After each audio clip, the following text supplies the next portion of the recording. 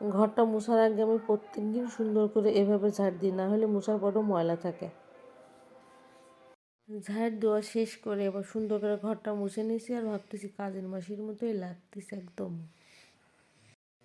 এইবার চলে আসলাম এই যে রান্নাঘরে, ডিম রান্না করব, ডিম সিদ্ধ করতেছি।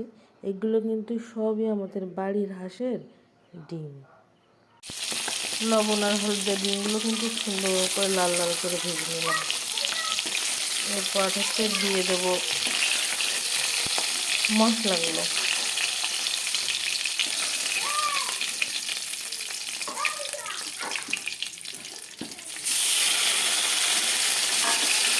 এতে পেঁয়াজ, রসুন আর আদা এই তিনটে আগে ভালো করে দিয়ে সুন্দর করে কষাই নেব, তারপরে শুকনো মশলাগুলো দেবো।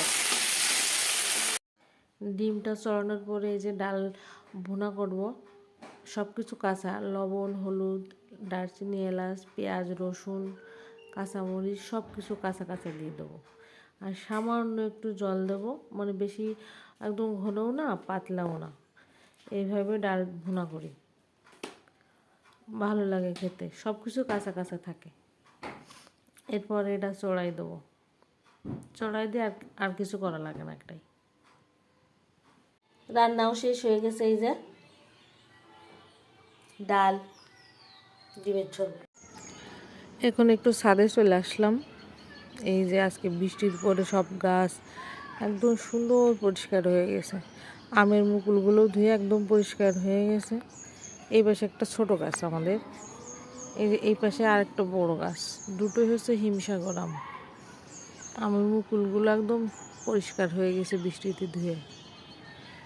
এই যে এটা হচ্ছে কামরাঙ্গা গাছ, খুব মিষ্টি, এখন আবার নতুন করে ফুল আসবে, আবার ধরবে, 12 মাসই এটা ধরে।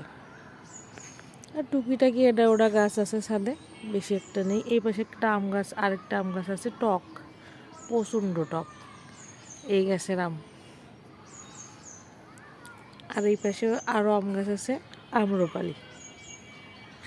আর একদম এই কর্নারে কুল গাছে যে একদম ভেঙে গেছে, কুলির চাপে একদম সব পেকে একদম নিচেই পড়ে গেছে।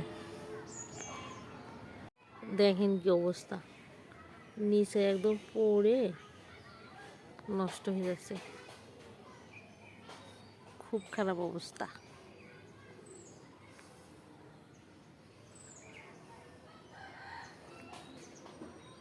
আজকে বৃষ্টির কারণে বেশি পড়ে গেছে, নাই এত পড়ে না।